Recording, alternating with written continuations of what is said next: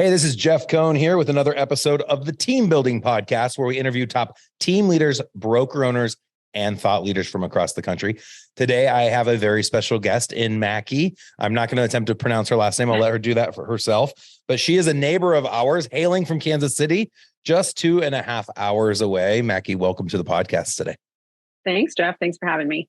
Absolutely. Well, why don't you share with us first and foremost why you're here today and what your superpower is?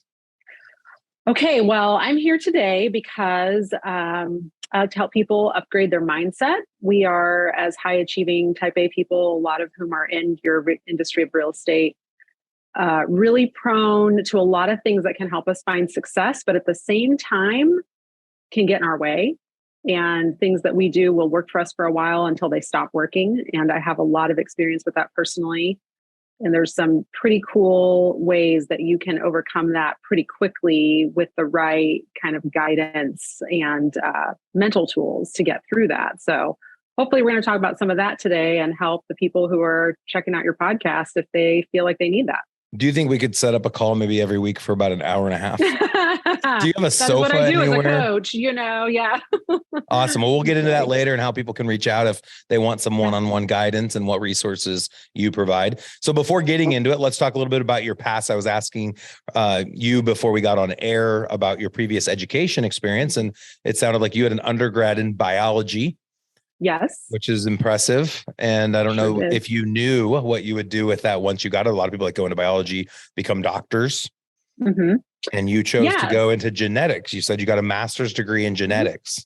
I did, in genetic counseling specifically. Yeah. Okay. So I grew up in Manhattan, Kansas, which is where Kansas State University is. So academics, our high school was super amazing as far as like choices for classes. I actually got to take human genetics in high school, which is where I first learned about it. And I thought, this is really, really cool. And I have zero idea what professions exist in the world where you can actually do something with this.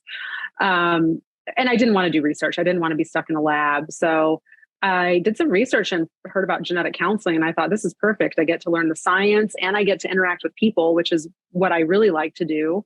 And I thought that's what I would be doing, but as I went to school and saw that there was all this buzz around personalized medicine and genetic testing was really becoming like a big option for people, I thought it might be kind of cool to take this knowledge and use it in some other way. So I only ended up being a genetic counselor for a short period of time before I went into corporate and worked for a healthcare IT company. Okay. Interesting. So within the healthcare IT world, were you doing any type of genetic counseling? I wasn't doing genetic counseling, but I was using my knowledge. So the company I worked for was building software to support laboratories that did genetic testing. And as you can imagine, genetics almost has its own language. It's probably the same way that real estate kind of maybe has a lot of its own lingo. And it is really hard for the average salesperson to go into a lab where everyone's a PhD in genetics or, has a biology background and talk to them about what they need the system to be able to do. So I was kind of like that mediator, that middle person, a bridge. I understood what they needed. I could translate that to an engineering team. And then because it was so esoteric, then I started getting invited to do everything, go on the sales trips, do the marketing, I kind of became like a jack of all trades. So it was really fun, to be honest, for a few years until I decided to leave behind being a subject matter expert and went more into the management and business path. Mm-hmm. And very quickly realized nope, this is definitely not it. What's genetic counseling?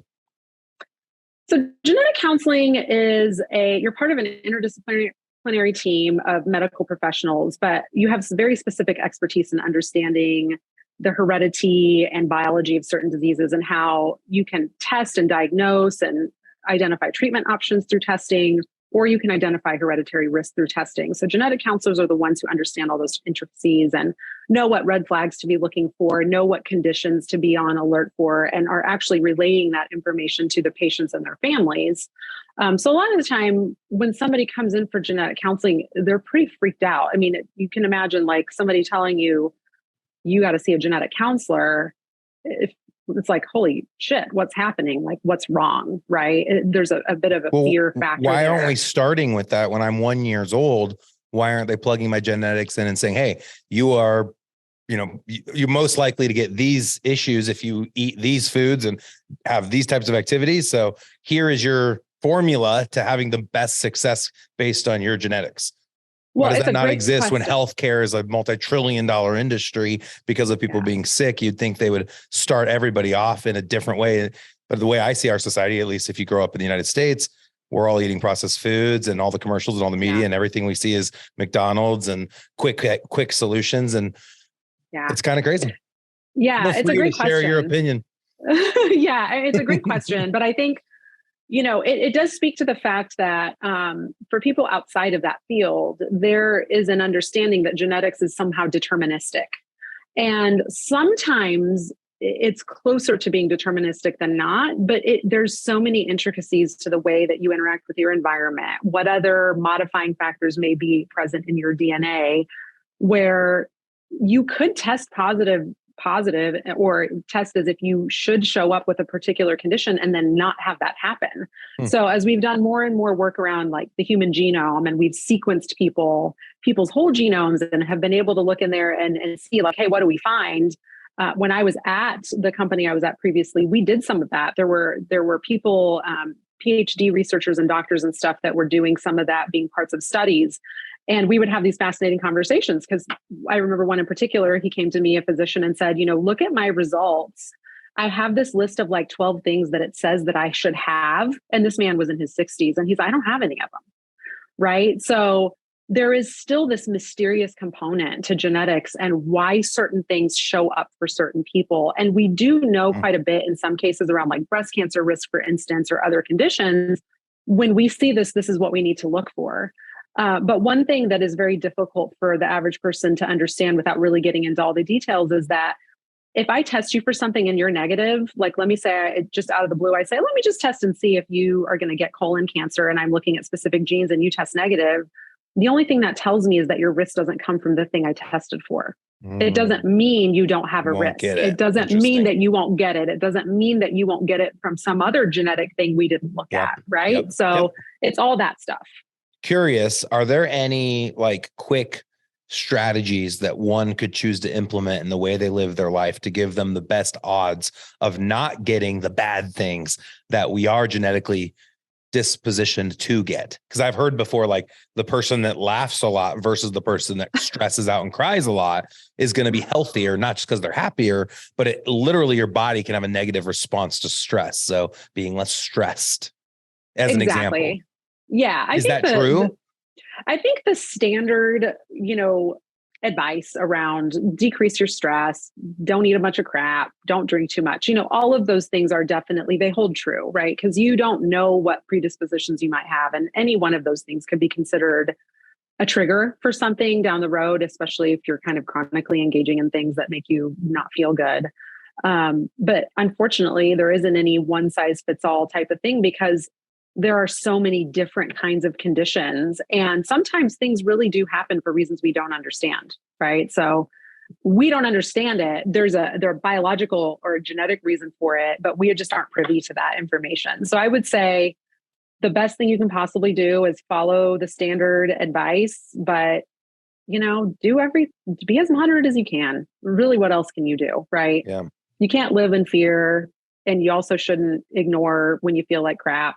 And, the hard thing, calling you out on the sentiment of the standard advice. Today's world in 2023, the year we're recording this, standard advice is wildly different than call 100%. It 2003. And then you go to 1983. I mean, I was born in 81.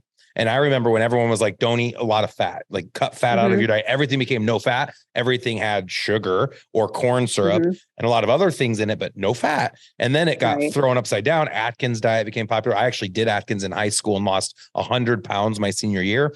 Everyone said it was horrible. Then you had South Beach and all these low carb, high protein diets to help people that had diabetes. And I think now that's kind of the new messaging. But then you have people that are thin and have the disposition of staying thin no matter what they eat. And they'll argue, well, you got to have some of those carbs for your heavy, your hard workouts. And I think that everyone is different and that everybody absolutely do the thing that makes them feel good when it comes to health and all of the other areas in our lives. But getting the geno to match what is going to be best for you is such a wild concept. I love that ideology. And I know I told you off air, and I'll share with our listeners, I've never shared this. I took one of the tests. I don't know if it was 23andMe or Ancestry.com. And if you have a company you think's better, feel free to share that. But it's like $100. You can get the kit on Amazon. You go to the back, you go pee in like a tiny little thing and you send it in. And they literally will tell you where all of your family's from. But when they share that, everybody that you match to first, like generation, second, third, it'll show you like seventh cousins that live in Slovakia or wherever they are in the world. And you can literally reach out to these people if they say they are open to be contacted. But they also encourage everyone to share their health issues. And I think the intention is to create this map of, hey, I want to know what should I be aware of? What are issues that my other cousins, second cousins, third cousins, fourth cousins have had? And it surprises me with how advanced we think medicine is that we haven't even come close to unpacking the genetics and having a formula. How amazing would it be? I talk all the time in business application about key performance indicators. If someone has the goal of making $100,000 a year and they want to sell real estate to do it, I know exactly what they have to do every day, every week, every month, every year. I've never had a doctor that could say to me, Jeff, if you want to weigh 195 pounds and be 6.5% muscle and XYZ, this is exactly the formula. If you follow it, will be your result, because everybody is so different. Is the so different excuse, but there should be a formula. If we were good enough and science had evolved far enough, they should be able to take my geno and then say, this is what Jeff Cohn's geno would need to do to have this certain result. Well, okay. So no, absolutely. And your point is well taken about what I said about standard advice. I think it's really the time tested advice rather than fad advice that's based on a specific goal, right? Because then, yeah, I mean, you can do a South Beach diet and eat 1,000 calories and almost die. So yes, you're going to lose weight, right? But that's not sustainable. Right. But to your point about, being able to give somebody more of a formula to living your life, there's two sides to that. The one is that there is a whole movement around something called nutrigenomics, which is literally about go get your DNA tested and we will tell you how and what you should eat. I have not tried that. It's definitely available. So it might be something to look into if you're interested. And I've heard people anecdotally say it was amazing. I really enjoyed it. I've seen results. I feel better, all of that kind of stuff. The other piece is that we are filled with bacteria, right? Our gut, our body is colonized with bacteria. And we're learning more and more about what's going on with those bacteria that are in our bodies heavily influences our health, right? So that's not even just about your cellular DNA makeup. That's about the genetic makeup of the things that live inside of you. And there's also, once again, lots of testing available around your gut microbiome and things like that, where they can give you some clues about, hey, if you're having trouble with this might be why. Here's how you can balance some of that stuff out. So there's lots of different dots that need to connect and probably lots of individual tools that could be super helpful to people. But they're just not mainstream, unfortunately, right? Like if you want to do any of those things, you got to go pay out of pocket. And so it's way easier to feed into the complex of the medical industry and let them continue to churn and burn and make money and prescribe medication.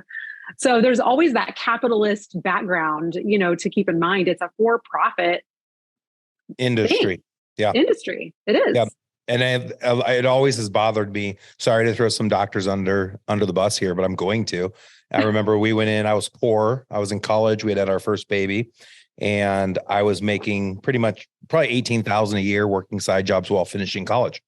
And I remember going into a doctor our daughter was having ear infections, normal issue, right? For a baby. And they prescribed these little drops that she had to put in her ears.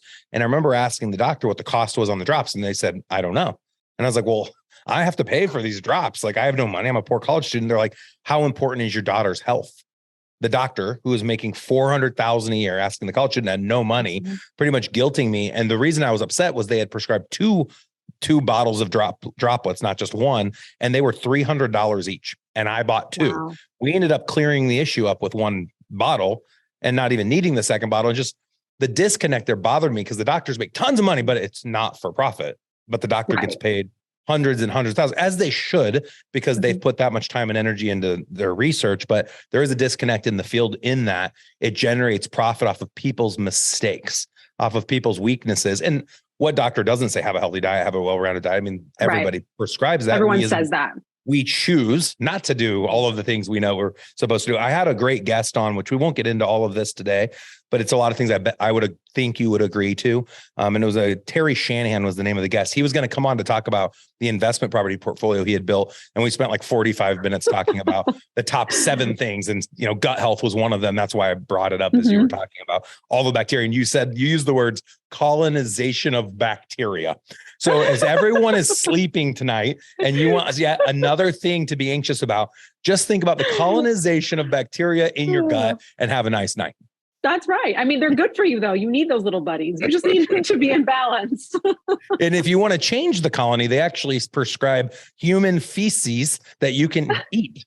And it will help change the biology of your stomach. Am I right, doctor? Well, you just took it to another level. So but now people are going to be true. thinking about that. But it is true. I know that's actually one of the things they do to treat C. difficile infection, which is a bacterial infection. That's exactly what they do. So just avoid that scenario if 100%. you don't want to be dealing with that. All right. So if you've made it this far and you were just here to learn how to scale a real estate team, here is the big question. Where is the parallel to all of this and business? Well, I don't know what the specific parallel is. However, I will say, I think there's so many things in our lives that just mirror one another. We don't really think about it. So sometimes people will ask me, how did you go from genetic counseling to being a mindset coach? And I'll say, it's amazing how much that has prepared me. That very thing prepared me for this, because as we were talking about, when you see somebody for genetics, you're usually in some kind of crisis and there's a lot going on with you. You don't necessarily understand what it is. And there's this whole esoteric language and things that you have to learn, these complex, concepts that you have to learn and understand in order to digest the information and do something with it. So genetics is like that. You have to learn how to, be supportive and compassionate with someone who finds himself in a difficult spot. And you have to share hard to understand information with them.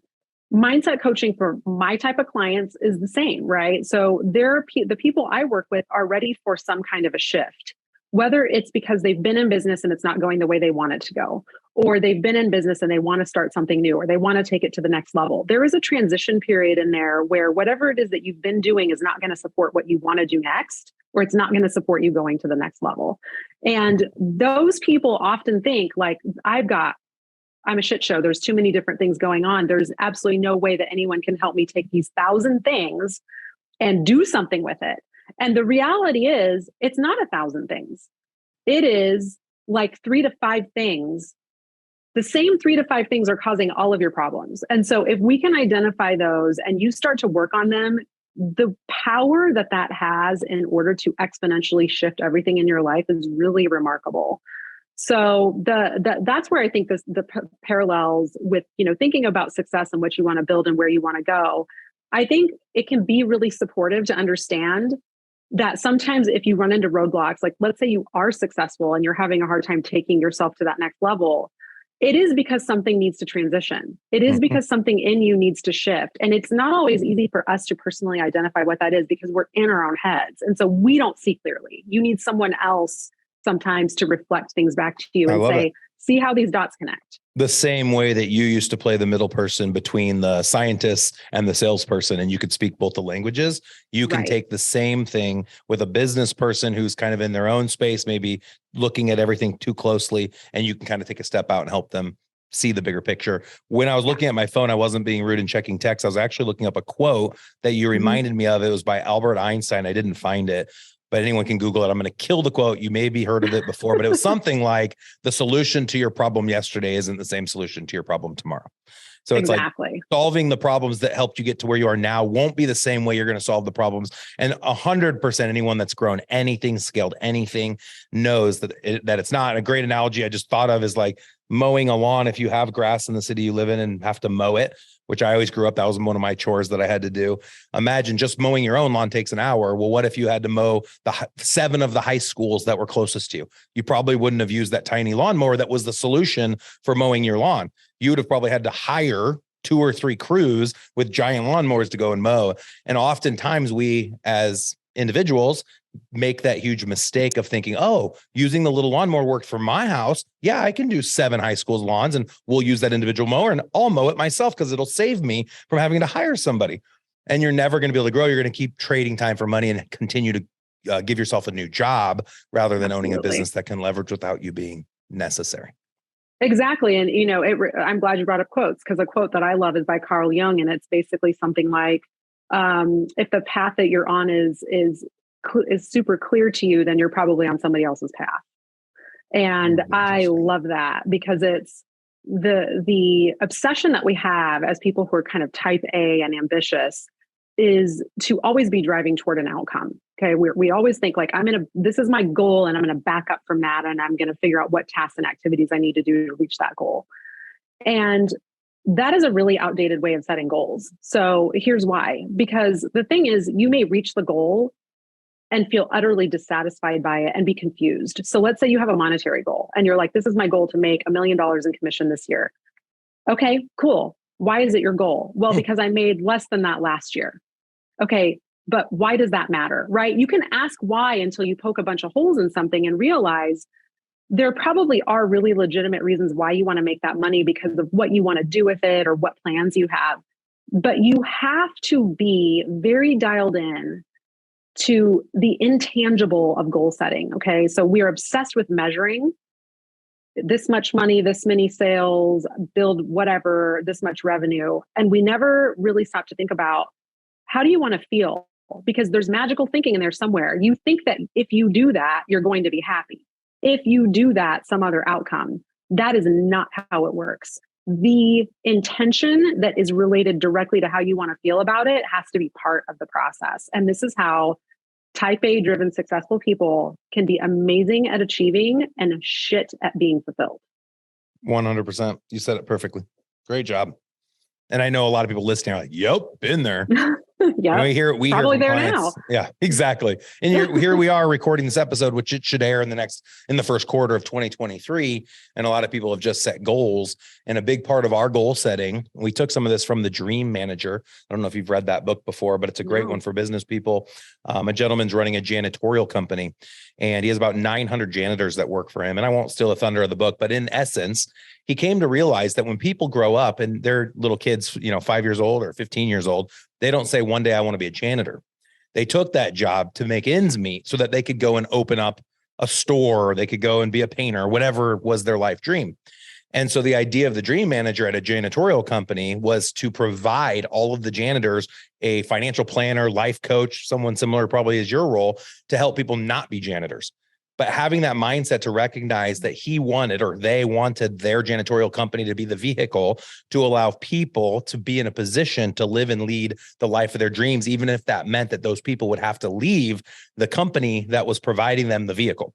And that is the highest level, I think, of leadership, is to, I say, follow the platinum rule. The golden rule is do unto others as you'd like others to do unto you. The platinum rule is do unto others as others would like done unto them. And so it's choosing to be self-actualized or serve people at such a level that we want what's best for them. So in our world, we recommend that people create a vision board. The idea is that it has images that represent what they want to achieve in the next 12 months to 5 years. And then they have to place key performance indicators that go along with the vision. So if your vision is to lose 60 pounds or to gain 60 pounds, you then would have to have actionables every day, week, month, year to gain 60 pounds or to lose 60 pounds, whatever your goal is around any area of your life. And then you'd have to have a coaching company you hired to help you be better at doing the thing that you said you'd have to do every day. And an accountability coach to hold you accountable to doing the thing that you said you're going to do every day. And it's all these different pieces. And I love what you said. And that is, explain why. Why do you want to gain 60 pounds? Why do you need to add? Why do you need a six pack? Why do you need to own a Louis Vuitton purse? Like, what's the whole reason behind that? Because what if we didn't have to spend $3,000 on a purse, and really all you needed was your best friend who was a bitch to you your whole life to tell you she thinks you're a good person? And you didn't need the Louis Vuitton purse to feel like a good person. You just needed your friend to say you're a good person. And all you needed to do is call her and say, hey, you never told me I was a good person, and it's hurt my feelings for the last 40 years. And the friend says, well, you are a great person. I'm sorry, I never told you that. I didn't know that words of affirmation was your love language. And it took 1 minute to now you don't have to go and make all this money to buy your Louis Vuitton purse. Yeah, absolutely. And, a huge part of what I do with people is it gets real, because yes, I'm a coach, quote unquote, but I feel comfortable because of my counseling background to say, like, we're going to dig into your background. What traumas have you had? Whose words are in your head? What are you telling yourself? Where is this outdated coping mechanism that you adopted because your parents neglected you, which makes you want to seek everybody else's validation? Like, there's so many things that show up in our adult life. And because we're a lot like computers in that we just do what we're programmed to do in a lot of ways, But we don't get to run a virus scan, right? Like we have to do that ourselves. There's no piece of downloadable software that's going to clean up that mess. You've got to do it. Well, You've honestly, got to do it. the scary thing is there's a constant virus scan.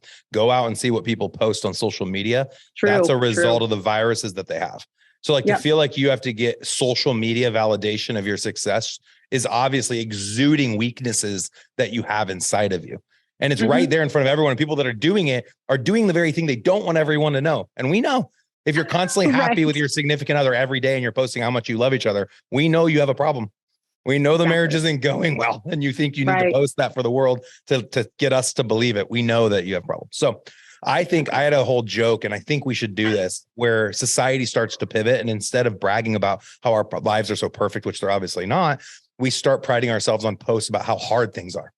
So about 2 years ago, I took a hard fall on my hot tub deck, and I looked so ridiculous. I was in a robe. I'm carrying my water in one hand, and I have a phone in the other, and I'm marching across the hot tub deck, and I hit black ice. And I do this like Looney Tunes fall, and I'm a big dude. I weigh 300 pounds. So I do this like Looney Tunes fall. I almost catch myself because I'm pretty nimble and quick on my feet, but you can't beat black ice. So I fall hard, and right away we go and look at the security cameras. Sure enough, it's caught it. And my dad's like, you should post that to Facebook. Well, instantly I'm like, I don't want people to see me fall. That's embarrassing. And I'm always talking about authenticity, right? And not worrying about what other people think and showing people you're just a regular person. Of course, walking out to be in your hot tub on whatever day it was. And I was like, fine, I'm going to post it. That is currently the video on my social that's gotten the most amount of views. People love seeing. I believe it. I think it's so funny that you bring that up because I also fell on black ice many years ago, but I was walking into my work when I worked in corporate and had a huge audience because it was when everybody was coming to work, and I fell in front of everyone and I broke my right ankle in multiple places and had to be picked up by ambulance, and I had to have surgery. Like it was the whole 9 yards, but I can totally relate. I was like, yeah, I did that. And there were lots of witnesses, and that's sometimes but the way it's life, man. Sometimes we fall on black ice, and it's okay to let people know that like, you're not perfect. Wow. Surprise. Right. Shocking. You're not perfect. So appreciate everyone that's made it this far. Of course, I would love for you to share with everyone how they could get in touch with you, how they could hire you. Before we get to that, I want to invite anyone and everyone that has yet to take advantage of our Elite Real Estate Systems team leader coaching. We bring you agent training every Monday, Wednesday for all of your agents, team leader training in a group setting every Thursday. And then we even do investor training, mortgage, title, and insurance company training as well for your strategic partners to create more value for them. To find out any information about all of the Elite Real Estate Systems coaching and training that we provide, as well as all upcoming events, go out to growwithers.com. And how do we get in touch with you? So a few different ways, I'm kind of with you on social media. I'm not a huge social media person for the reasons that we spoke about, but I am there sometimes. So you can find me. I don't know if you have show notes or something where you'll put the spelling of my name for everybody, but you can find me at my first and last name, MakiMoussavi.com. That's my handle for Instagram. That's where you can find me on LinkedIn. I have written and published a book. It came out in 2019. It's called The High Achievers Guide. And it's actually all about the things that we've been talking about in terms of how to identify what might be standing in your way and to shift that. And you can find that on Amazon. So again, you can search either The High Achievers Guide or my name. And then I also just started a podcast for me to ramble. I'm not planning on interviewing people, but I find that when I just kind of do some stream of consciousness, I am able to communicate some stuff that is helpful to people. And I've just started, but it's called The Musings of a High Achiever. And that is on Spotify and Apple and all the places. So if anybody listens to that and wants to rate or review it and reads my book and wants to rate or review it, if you want to do that and send me an email, a screenshot, I would be happy to set up a free 30-minute call to just chat with you about anything you want to talk about. So I can continue to build up, an audience for those. Cool. Well, that's an amazing offer. There you go, you guys. Free 30-minute call if you go out and do what she just suggested. So rewind that and re-listen to it. And just in case someone is listening and they're not going to go into the show notes, why don't you just spell the name really quick? Sure. My name is, first name is Maki, Maki. Last name is Moussavi. All right. Perfect. That.com. You'll find me. Awesome. Great topic today. It was unique, something that no one's ever come on and talked about. So we really appreciate you taking your time out of your busy day. And it was exciting to have one of our fellow Midwesterners on the podcast. Great job today. Yeah. Thanks, Jeff. It was great. It was fun. Thank you so much.